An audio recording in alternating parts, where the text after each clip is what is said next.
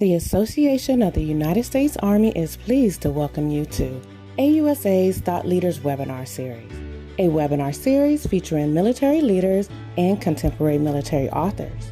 Kicking off today's webinar is AUSA's President and Chief Executive Officer, General Carter Ham. Good morning and welcome to the Association of the United States Army's Thought Leaders Webinar Series. You know, we really would all prefer to be in person for events like this, but it's just not possible under current conditions. So we've crafted this series of webinars to bring you senior Army leaders, notable authors, and others from the national security community to bring you topics relevant to the United States Army in a very interesting and live interactive forum. And we're really, really glad that you've joined us today for a very special presentation. Joining us today to discuss his latest book is Lieutenant General H.R. McMaster, United States Army retired, the author of Battlegrounds, The Fight to Defend the Free World. Now, most of you know General McMaster through his Army service, or more recently in his service as National Security Advisor. A well-rounded, well-experienced, very, very thoughtful Army leader who has served the nation for a long time. Many of you have probably read his book. I thought one of the most interesting parts of the book actually was the preface, where General McMaster addresses the fact head-on that this is not the book that many people wished that he would write. Both supporters and detractors of President Trump were hoping for a tell-all book, obviously for very different, with different motivations.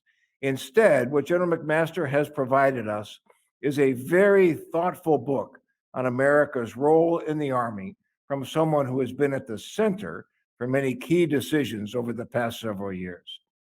Joining us today as our host is General Bob Brown, United States Army retired, former commander, U.S. Army Pacific. And General Brown, I turn it over to you and welcome in your role as a senior fellow here at AUSA. Well, thank you, General Ham. It's great to be here and participate what I know is going to be a fascinating discussion. And as General Ham said, really glad to have General McMaster join us today. Now, I want to make sure on your screen on the right side is a question and answer tab. Make sure we'll get to as many questions as we possibly can in our time today. And I want to make sure that you get a chance to ask General McMaster questions about this excellent book. Well, as General Ham said, HR probably needs no introduction, but I'm going to do one anyway. And he's a senior fellow at Hoover Institution at Stanford University right now, 1984 West Point graduate, and served 34 years, retiring as a lieutenant general. Was a 26th assistant to the president for national security affairs. Holds a PhD in history from University of North Carolina, Chapel Hill. I think they have a basketball team too, maybe. And author of another best-selling classic, Dereliction of Duty, of course. I'm really proud to be able to host this with an old friend. We go back to days in Iraq and, of course, at Training and Doctrine Command. HR, thanks for joining us today. Really great to have you here. Hey, Bob, great. It's great to be with you, and it's just to see you and General Ham. It is like kind of coming home a little bit. Two of the best leaders with whom I've had the privilege of serving, and thanks so much for having me, Bob and Carter. Great to be with you. Well, thanks, HR. It is great to see you. You know, it's a terrific book, really told from the perspective of a soldier, a commander, a scholar, and former national security advisor. I think we'll just start off letting you kind of address that issue General Ham brought up earlier. A lot of folks wanted a tell-all book. What was your thought process in writing the book? Hey, well, thanks, Bob.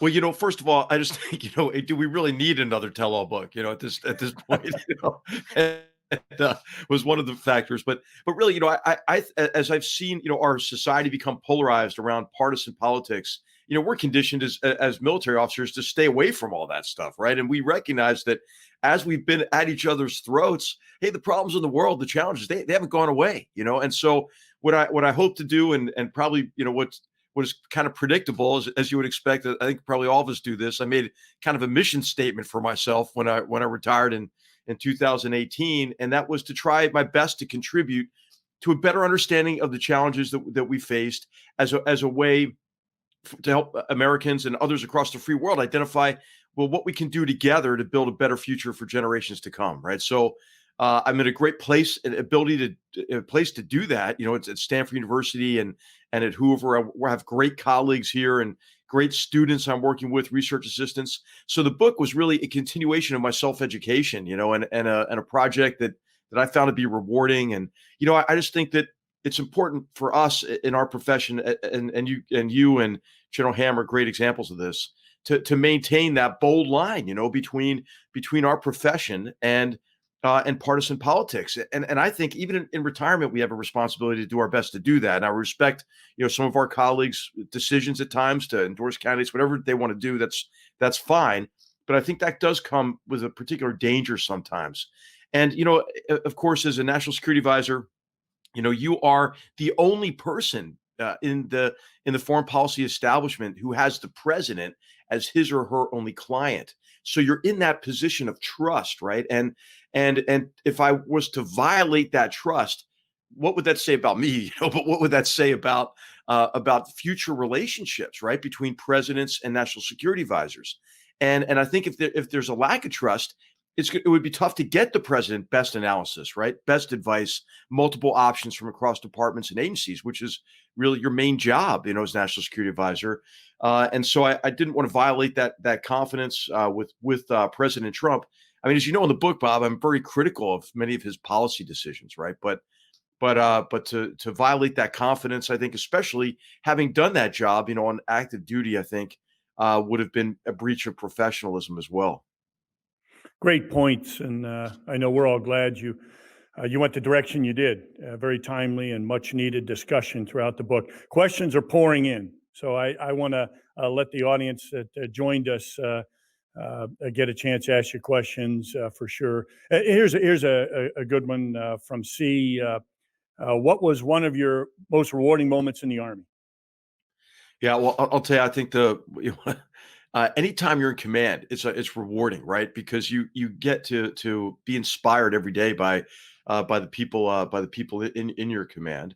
And I would say it was moments when I had the opportunity to fight alongside our tremendously courageous young servicemen and women in combat. So I would say in Desert Storm we had the opportunity to contribute to returning Kuwait back to the Kuwaitis and engage in combat against the Republican Guard to contribute to that mission.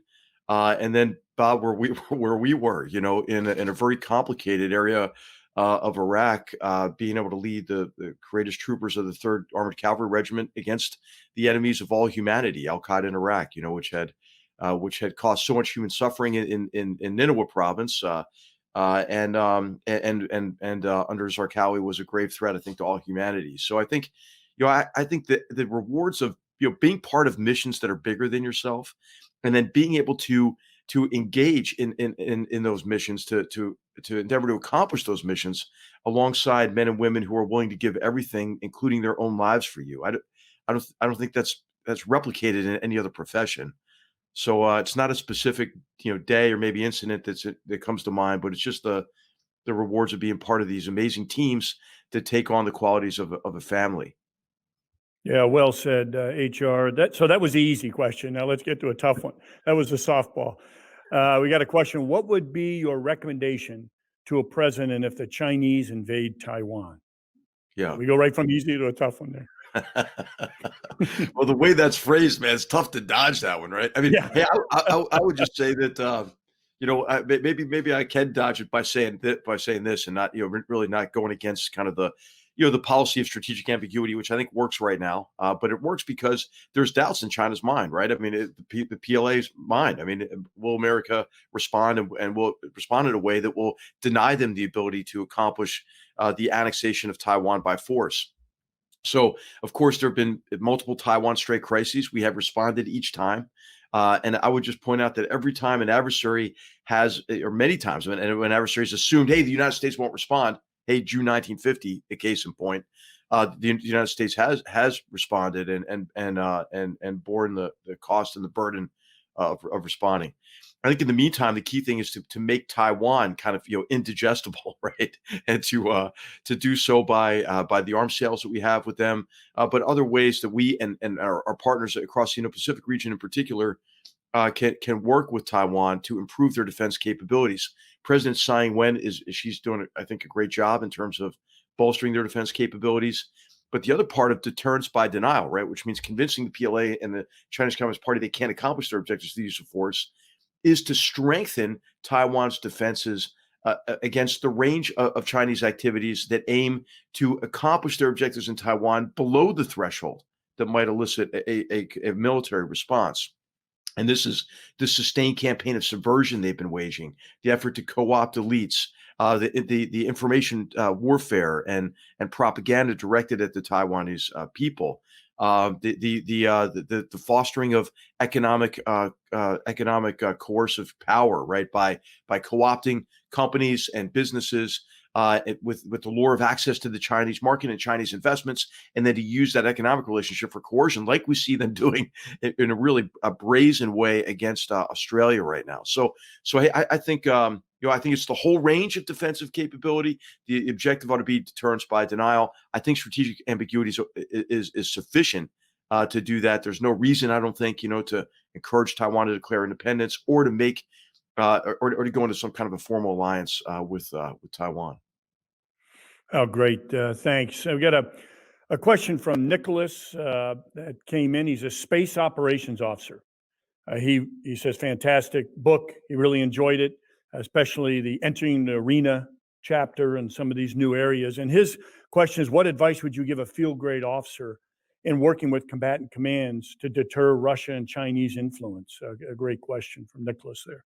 Yeah. Well, hey, I think it's always about the framing, right? The framing of of whatever your strategic plan is going to be, and so I would just say convene kind of an interdisciplinary group across from various departments and agencies and different expertise, academic expertise, and those who know the command and what the command can bring to bear to this mission. Because what you really want to do, and gosh, I mean, there's so many people, Bob, you and General Ham, who can answer this question probably better than I can. Is hey, what is the command's role, right, in the overall mission of deterring Russia, and how does it fit in, right? Because what's so important, I think, these days is for us to improve our strategic competence by focusing in part on the integration of all elements of national power and the efforts of like-minded partners. So what you want is a combatant command to have a vision of how it fits into the overall team, and what its contribution is going to be, and then to establish an overarching goal and more specific objectives for the command, again in context of the overall effort, and then of course envision the key actions, initiatives, programs, operations that have to be conducted simultaneously and sequentially, to make progress toward those goals and to that overall objective. And then of course, a lot of this has to do with organization, but it also has to do with information flow and authorities. And I think that's what gets kind of mucked up, right? Is that you have an organization that has kind of like the ability to do something, but doesn't have the authority to do it. Or they have the ability to do something, but they don't have the coordination mechanisms and the information flow in place to understand like what that command is doing connects to and creates synergy with other actions and efforts. If it's a regional effort, I think it's immensely important, obviously, to have a strong relationship with the country teams and the ambassadors within the region, because they're the ones who within those countries bring to bear a lot of the assets of the U.S. government. And that's how you can maybe affect some of that synergy. I think sometimes what combatant commands do, hey man, if you put 15 majors in a room, you're going to get a plan. You know what I mean? But it may not be the plan that does the best for the country overall. So it's really key for that high level coordination in Washington to affect this kind of a interdepartmental effort around the development, the framing of that plan, and then in implementation. It has a lot to do with country teams if it's a regional effort. Yeah, I'm sure that's a great answer and really gets at your theme you talk about in the book about how it takes cooperation, collaboration, these tough issues. So I'm certain they'll appreciate that advice. Thanks. Here's another tough one from PRC perspective. What are the U.S. top 1 or 2 national vulnerabilities? Yeah.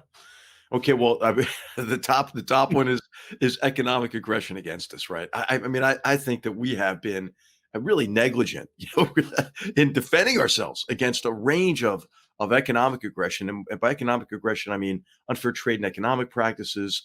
This practice of to get access to the Chinese market. We get lured in, right, with the lure of short-term profits. But hey, you got to sell your soul, right? You got to give up your intellectual property. You have to give up your sensitive technology, and then of course the Chinese companies to which you give this up to. I mean, they're not private companies. Every company in China has to act as an extension of the Chinese Communist Party, and those technologies are then applied to to state-owned enterprises or state-supported companies that produce those goods at an artificially low cost, dump them on the international market, and drive you out of business. After they shut down your market share within China, and then of course many of these technologies are dual use and are then applied to the People's Liberation Army. I mean, we're in many ways kind of underwriting our own demise, economically and militarily. The other aspect of this is a sustained campaign of industrial espionage. I think we're getting better at defending, against that. So, but I would put that at the top of the list as various forms of economic aggression. This would include a One Belt, One Road, for example. What China's done recently, right, is they've opened their financial markets so that we can finance really their use of economic relationships to advance their strategic interests. Because I mean, they're not getting a great return on investment internationally, for a lot of these investments in like Sri Lanka or Djibouti or wherever. But they're gaining influence over strategic locations, and actually Wall Street is helping them finance that effort, at least indirectly. So we have to get much better at this. I think we need international agreement, between the free and open societies or free market, countries with free market economic systems, to really get our businesses to adhere to kind of an economic Hippocratic oath, right? That we should not do business with China or accept Chinese investment if it does one of three things. First of all, we don't want it to allow China to gain an unfair and differential advantage over the emerging data-driven global economy. The second is we don't want to increase the PLA's capabilities, right? This is already, as we know, right, this is the largest peacetime military buildup in history, right? It's 800% increase in their defense budget since the mid 90s. And then the third aspect of this is to not aid and abet China's efforts to create this Orwellian, technologically enabled surveillance police state. I know it's a lot of adjectives, but don't help them, with their surveillance state. Don't help them in the internment of 1.5 million Uyghurs. We just saw the actions yesterday to place sanctions on Chinese companies over forced labor in the cotton fields in Xinjiang. That's a great move. So, but we need a multinational effort to do that. So economics, man, top one. And the second is related to it, and that is the race to gain a differential advantage over us militarily, and to create exclusionary areas of primacy across the Indo-Pacific region. And so there's an element of the technology race there, but there's a huge defense policy aspect of this. This is why I was driving really hard. Didn't get it done. It took my successor to get it done because of resistance to the Defense Department, which I couldn't believe, in pulling out of the INF treaty, right? Because, first of all, Russia wasn't adhering to it, and us adhering to it really gave the Chinese, Bob, as you know better than anybody from being in the Pacific, right? It gave them a differential advantage with long range or intermediate range missile capabilities.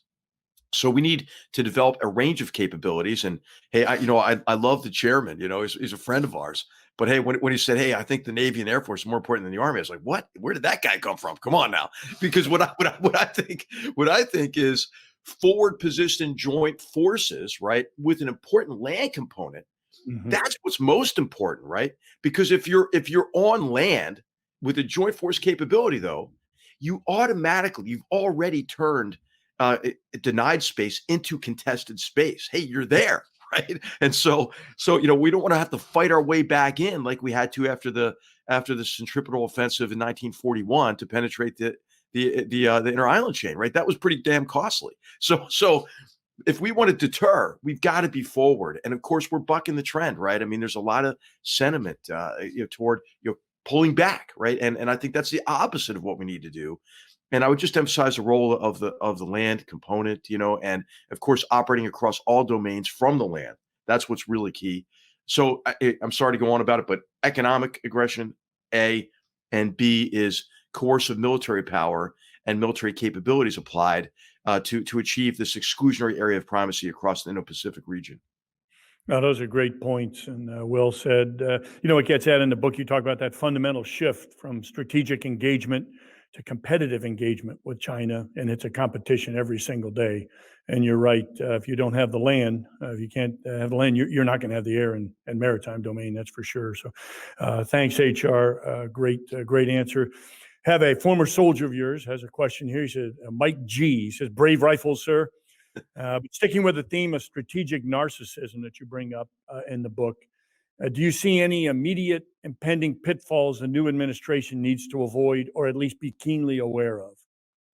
Hey, Mike, veterans. Hey, I mean, if there's two areas to avoid, I think the first of these is, hey, don't define your foreign policy mainly as in opposition to the foreign policy of the previous administration, right? There will be areas of continuity, and there will be aspects of it that you want to change. And the second, I think, is avoid the impulse in this case to try to turn the clock back to 2016. So what does this mean? I think the competitive approach to China has a lot of bipartisan support. I don't think the Biden administration is going to back off on it. I don't think they really could, because Congress would be up in arms if they tried to. And there's a growing recognition really across the free world that this is the right approach. And I think Xi Jinping is going to be the biggest cause of continuity, in the China policy, because of the continued aggression that we see from the Chinese Communist Party. And then I think in other areas that there should be continuity as well. I think on Iran, that's going to be hard because, those who were served in the Obama administration are kind of emotionally connected to this flawed agreement with Iran of the JCPOA. If they try to go back to that, I think that'd be a big mistake, right? Especially as Iran says, "Hey, we're restarting the program," but it was a program, of course, they denied ever having to begin with. So I mean, it just shows that you can't trust these people, or anyway. And I think alleviating sanctions to Iran would again give them the resources to intensify their 4-decade-long proxy war against us. So, I would argue for a tough stance on Iran. I think you could argue that in the Obama years, President Obama years, that the greatest achievement of their foreign policy team was to empower Iran across the Middle East. Right? Hey, let's not do that again. And we already seen what's happened with that, with the intensification of the sectarian civil war in the region. I do hope that they reverse this abhorrent and disastrous policy approach toward Afghanistan. They're unlikely to do so, I think, because, I mean, paradoxically, I'm just going to show you I'm not a partisan person, man. I mean, the biggest flaws in the Trump administration policies in the last 2 years have been the areas in which they've doubled down on the flaws of the Obama administration policy. And I think what we see today is a problem associated with retrenchment, the idea that our disengagement from the world is an unmitigated good, and it cuts across both parties.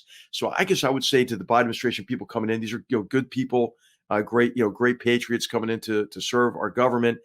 Don't take anything for granted in terms of the American people's willingness to support our efforts internationally. And I think what the American people need to know these days more than anything is the so what. What's in it for them? How are their interests affected? And then what is the strategy, a diplomatic strategy, an integrated strategy that advances our interests, right, at a cost that's acceptable? And of course, what the story I try to tell in Battlegrounds is, challenges that develop overseas can only be dealt with really at exorbitant cost once they reach our shores. And I mean, COVID should be a case in point for that. Certainly 9/11 is, right? And I'm really concerned about our disengagement, and so many people viewing disengagement now as an unmitigated good. Great. Good question here that you'd be a perfect individual to answer. Came in. What can be done to improve strategic competence of United States government senior leaders? You addressed that a little bit in the book, but I think that's a great one for you. Hey, kind of maybe predictable, but for a historian, I think I would say study history, and and the reason for that is I think the study of history is an exercise in humility, right? Because if you understand the complex causality of events, you realize, the role that contingency plays. You realize, and you become more sensitive, to the human dimension of war, and how how the political and social and cultural and dimensions of and ideological dimensions of war really complicate things, right? And I think that in recent years, especially in the post Cold War period, this discipline of strategic studies became very political science based and international relations theory based. Okay, and I don't mean to offend any. Some of my best friends are political scientists, but I just think that this then drive or tendency, I guess, to fit what's happening in the world into these theories rather than to try to understand these challenges on their own terms and to understand how at least the recent past produced the present as the first step in trying to anticipate the future. I think that's the skill set we really need to have, right? And it's the old joke that historians tell about political sciences, right? Okay, yeah, it works in practice, but does it work in theory? So I think the discipline of strategic studies, international relations, must be invigorated with a renewal of diplomatic history and military history.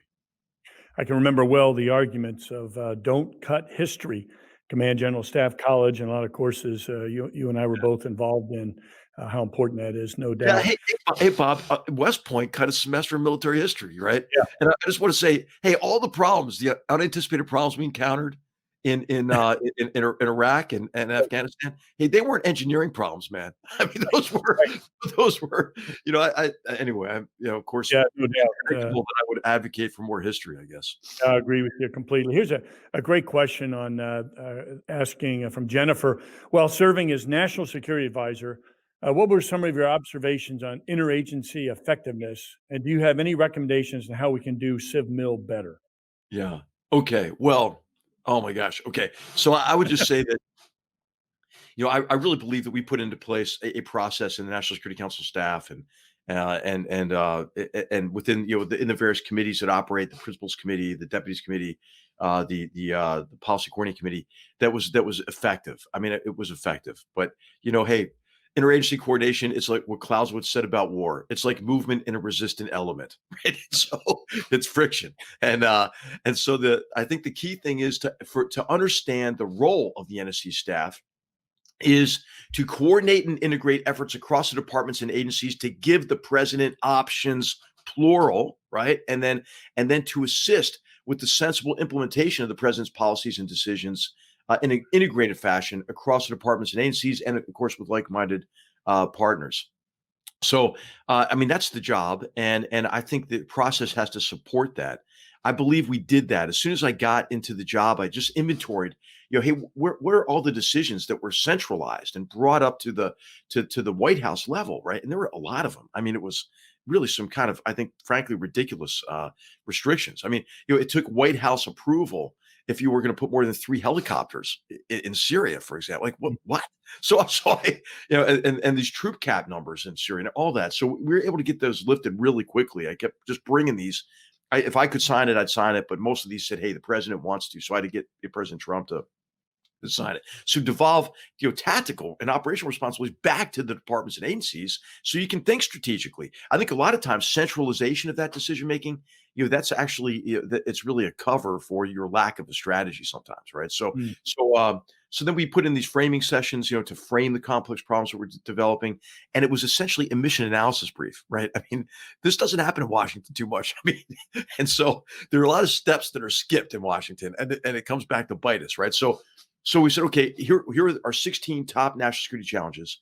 And we convened a principal small group framing session around those. A 5-page paper. Hey, what is the challenge?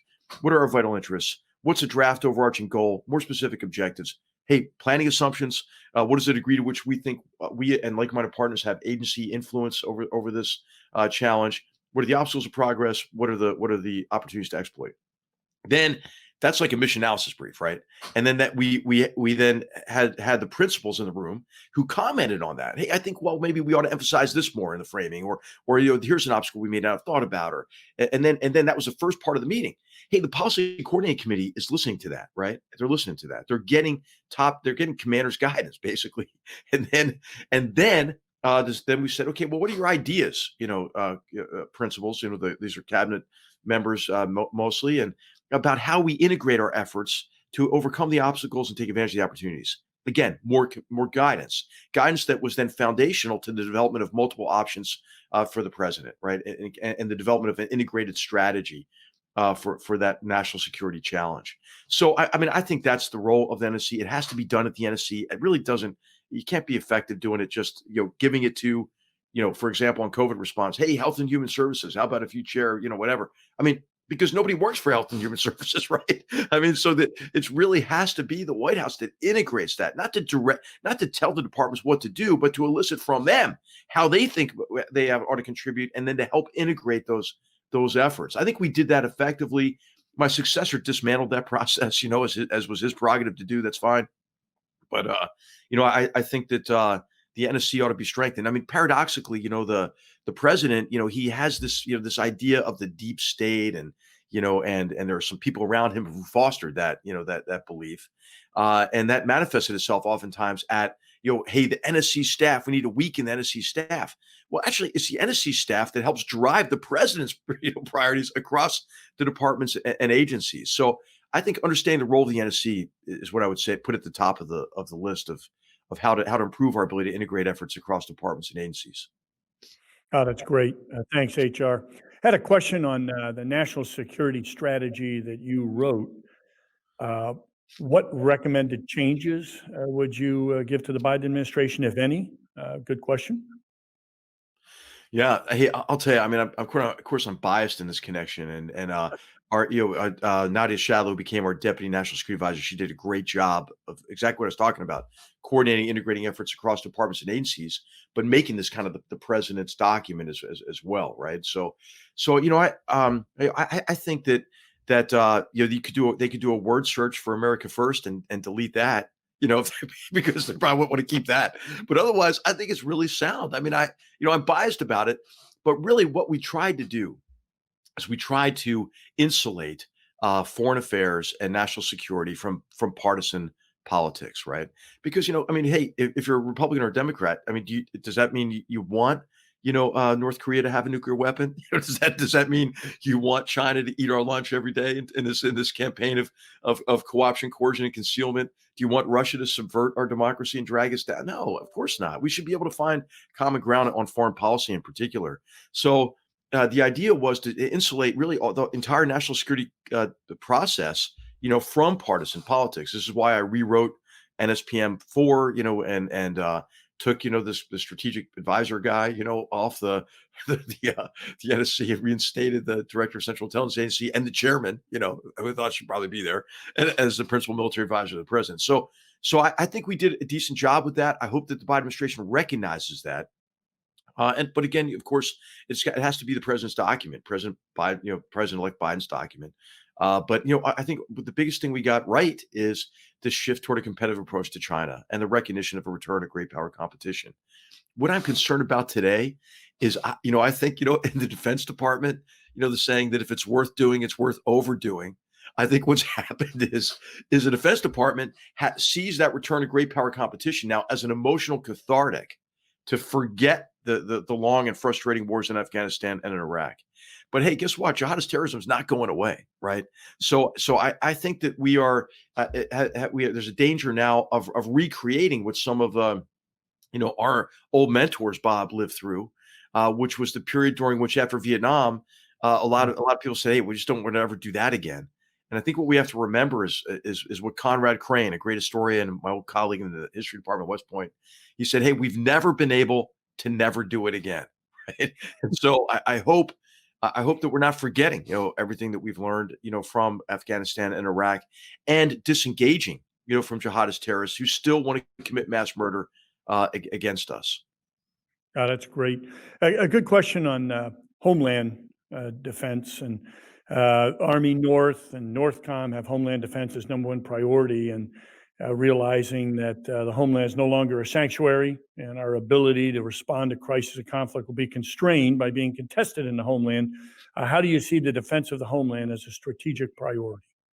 Hey, well, I think we have a lot of work to do here, obviously, right? And what we don't have the structures in place or the incentives in place to develop a lot of our defenses that we need.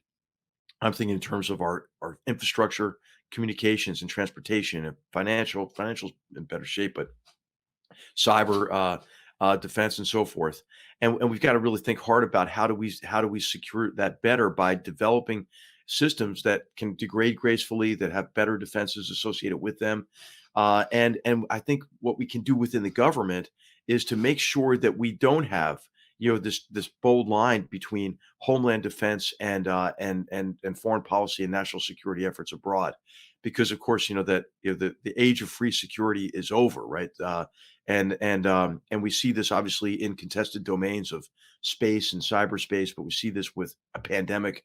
We learned this on 9/11, as I mentioned, and with the proliferation of long-range missile capabilities, for example, and other technologies like long-range nuclear-powered drones and so forth. Right? The worst place to defend is at the water's edge, right? The best place to defend oftentimes is where this threat originates, so it can be contained and dealt with abroad. And so I think that this has big implications for organization and government. I think certainly for the National Security Council staff. I think our efforts were hindered by the Homeland Security Advisor position, as at least ostensibly the same level as National Security Advisor. I think that creates, the bureaucratic tendency we see some people have, where they want to protect their bureaucratic prerogatives instead of emphasizing the kind of coordination that's necessary. So I think that there's some structural things we can do. I think an example of a really successful effort was the Cyber Infrastructure Security Association organization that the president just fired the head of because he did too good of a job or something, apparently, I guess. But he did a great job, and I think the government did a great job protecting our election systems. And the way that they did it is instructive and applies to defense broadly of the homeland. We have a federal system. We don't have a command directed economy, so our security has to be both public and private sector. And what that organization did is it set standards, and then it developed an assistance capability to assist the 54 different electoral entities in securing their election process. And then of course this did cut across the private sector, right? Because a lot of the hardware associated with vote counting and all that stuff is in the private sector as well. And they got budgeted to do this, and they had the ability to assist states, right? So I think that's kind of a model that we could use as we look at communications and transportation infrastructure and other elements of important elements of homeland security as well. Thanks, HR. It's a question you talk a lot in the book about longer term strategies, and a good question on how do we get there? How do you, between administrations and the changes, is that a weakness of democracy? How do we get there? Longer term strategies is, you recommend that as key, and I don't think anybody would argue that. But how do you get there? What are your thoughts on that? Gosh, well, I mean, look at Afghanistan as an example, right? A lot of us, we've lived this, right? We've seen it's not a 20-year war; it's a one-year war fought 20 times over. We have not had a consistent, reasoned, sustainable strategy, I don't think, in Afghanistan until August of 2017, when President Trump put that strategy in place. It made the right decision, I think, but then we backed off of it, prematurely. And I say, so first of all, I would say it has a lot to do with strategic competence, rejecting this trend that I describe in the book of strategic narcissism and the tendency to define the world only in relation to us and assume that what we do or what we decide not to do is going to be decisive to achieving a favorable outcome. We have to recognize the agency, the influence, the authorship over the future that others have, so that we recognize the progress in foreign policy competitions or in national security, or defense, or in war, certainly, is never linear. It's a continuous interaction with complex environments and determined adversaries. And so that will help us put into place, I think, a longer term strategy, because oftentimes I think in Washington, some policymakers think that, that if we write it in a policy paper, it's going to happen, and they don't take the time to frame the complex challenge and to take a longer term view, and also to identify the vital interests at stake, to answer the so what question, and then to look for imaginative ways to integrate efforts, right? So strategic competence. The other aspect of it is bipartisan support for these policies. I worked pretty hard to, whenever we had a big shift in policy, to engage members on the Hill in the framing of it, like early, to say, okay, what's your view on it? And especially those that were going to be really politically contentious. So the shift in policy toward Cuba, that was one of them for sure, right? So what I did is I convened really these were bipartisan groups of those who were for keeping the Obama administration policy toward Cuba, and those who were adamantly driving like a change in it, right? And those were both Democrats and Republicans. Met them in my office. That's a little bit unusual. You want the Secretary of State and the working with the Foreign Affairs Committee and others, but in this case, it was important to do it. The president wanted me to do it, to stay engaged with the Hill. But I think across the government, fostering that bipartisan support is super important. Whenever a president makes a decision on foreign policy that he knows Congress would not approve of, okay, what are some of those? Hey, Paris Agreement, JCPOA, and they may not last very long, right? Because these were done by executive order only, and there was significant opposition in Congress. Now, not that the executive should back off from Article 2 authorities and the president's primary role in foreign policy, but I think just the executive branch should work harder at collaboration. I think President Biden will be biased in favor of doing that, right? Because he was in the Senate. President Obama was in the Senate too. He didn't do that very much. President Trump, not a super collaborative guy. You know what I mean? So I think in terms of engaging the opposition, except on Twitter and stuff. So I think we definitely need an effort to generate bipartisan support, and that's how I think we get a better long-term approach to foreign policy.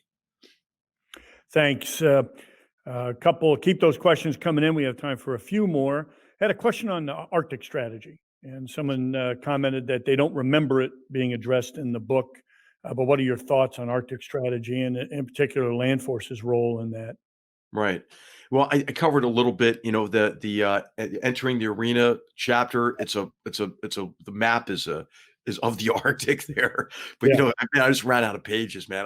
My editor's like, "Are you kidding me? You can't put anything else in here." So I should have had more on the Arctic. I think probably I should have had more on pandemics, maybe, in retrospect, but I think that obviously this is a very important arena of competition. It's an arena of competition that's becoming more and more important with the effects of climate change and the Arctic becoming navigable. I think that the best way to deal with it is obviously from a multilateral perspective, right? We have interests there. Canada has interests there. We have to work with Russia. And I think all of us should be incentivized to a certain extent to limit Chinese influence in the Arctic.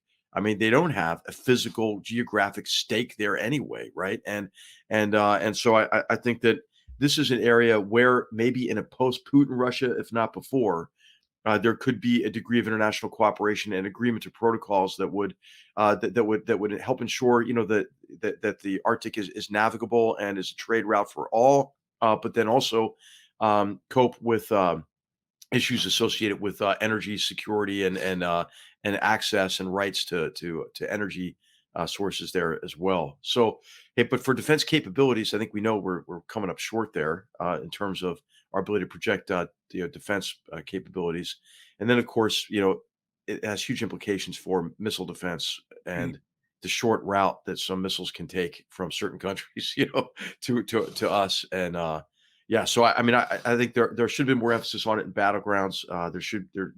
But there is an Arctic strategy. I think the Navy's got an Arctic strategy document. I've got to bone up on it. It's a good question. I've got to get back into where we are on it right now. Last question. It's a good one. With a range of increasing complexity of threats and possible DoD funding pressures, where do you think DoD can assume risk as it evolves to counter these threats? Right.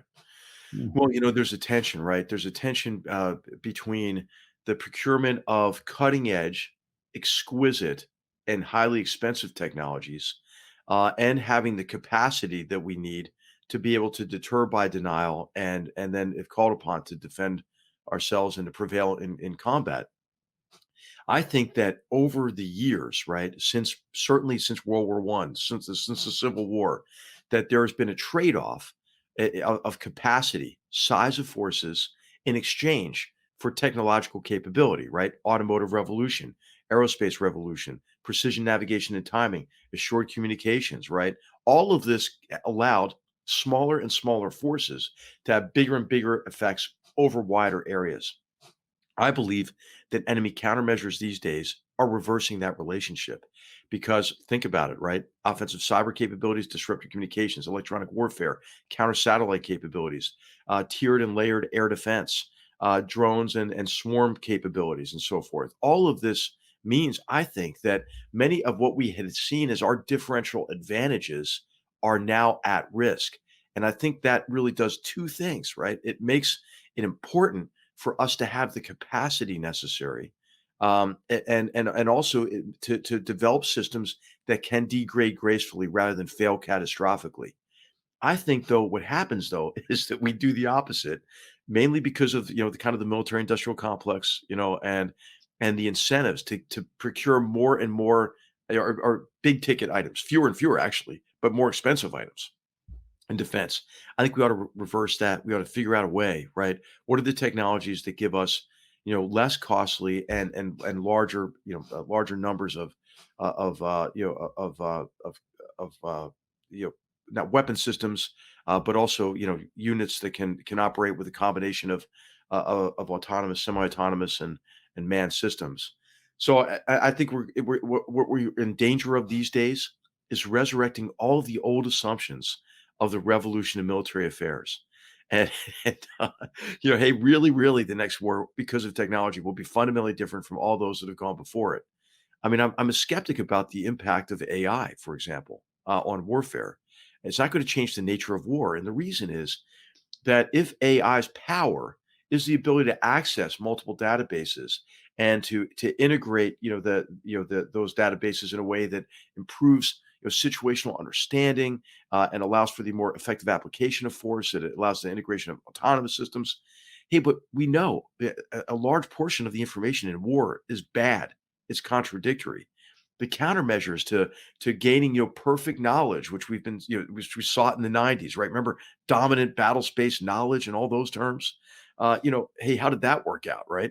Well, it didn't work out well because in the creation of our artificial and technological environment, we've created an environment that's even more complex than our natural environment, and is also prone to traditional countermeasures of disruption and deception, and concealment and so forth. So I think we have to really examine the assumptions on which our modernization efforts are based, and I think we might be headed in the wrong direction.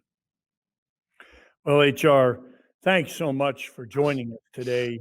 You're doing exactly as Thought Leaders was designed, to get those thoughts out there and great questions coming in. And really appreciate you taking the time to really explain, bring your book to life. Thanks for your service to our nation, incredible service, and really glad you joined us today. I know everybody out there enjoyed it. I'll turn it over to General Ham now. Good to see you. Hey, great to see you, Bob. Thank you. Well, thanks very much, General Brown, and AUSA is certainly privileged to have you serving as one of our senior fellows. So thank you very much for hosting today's event. General McMaster, God, what a tour de force, huh? I mean, kind of all over the world. It was that was very, very powerful. Thank you so much for your comments. Thank you for that thoughtful book, and for the important contributions that it offers, and for the questions that it poses and causes us to think about. I think you've hit exactly the right thing with your book. It really is not a book for national security experts, people who live in it. It is a book for Americans to read and understand and say, what kind of an America do we want to have? Because that America doesn't belong to to the national security elites. It belongs to each and every one of us. And you have posed, I think, some very, very thoughtful comments in your book.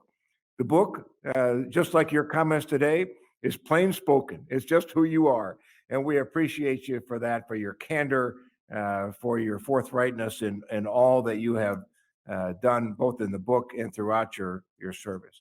And while we are very, very thankful for your contributions today and participating in this Thought Leaders webinar, I think on behalf of all of us, thank you even more so for your lifelong of service to America's Army and to our nation. We are eternally grateful for all that you have done and the promise of what you will continue to do. So thanks very much, General McMaster. We are honored to have hosted you today.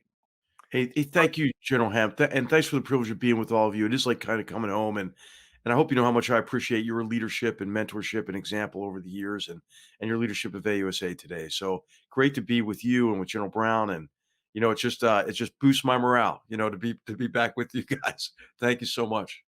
Good. All right. Thanks, HR. Great to see you, and look forward to when we can be together in person again. Thank you very much. For our audience, thanks for joining us today. We do have a couple of upcoming events. We've got two next week for you to tune into. On Wednesday, the 9th of December, we're honored to host Command Sergeant Major Andrew Lombardo, who is the Command Sergeant Major of the United States Army Reserve. So we look forward to hosting him. And our next Thought Leaders webinar will be the next day on the 10th of December, and will feature the creative team behind AUSA's graphic novel series addressing Medal of Honor recipients. I know many of you are familiar with those graphic novels. They've been widely acclaimed, and it'll be really interesting to talk with the team that has put those together for us over the past couple of years.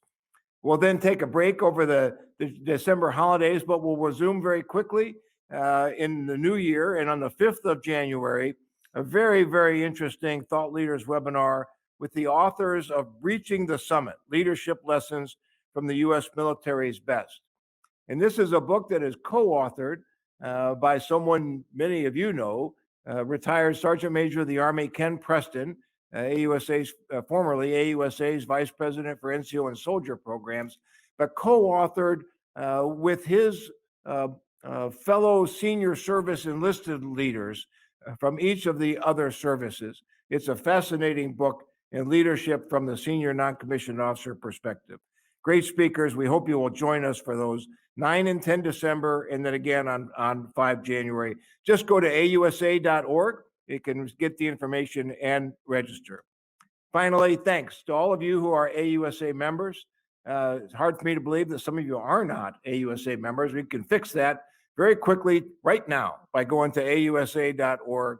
You can join, you can renew, you can check your membership, make sure we've got the correct information.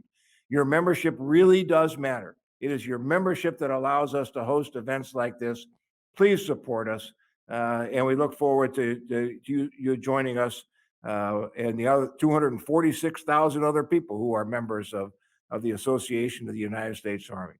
Thanks again for joining us today for our Thought Leaders webinar. We look forward to seeing you again in the near future. Have a great Army Day.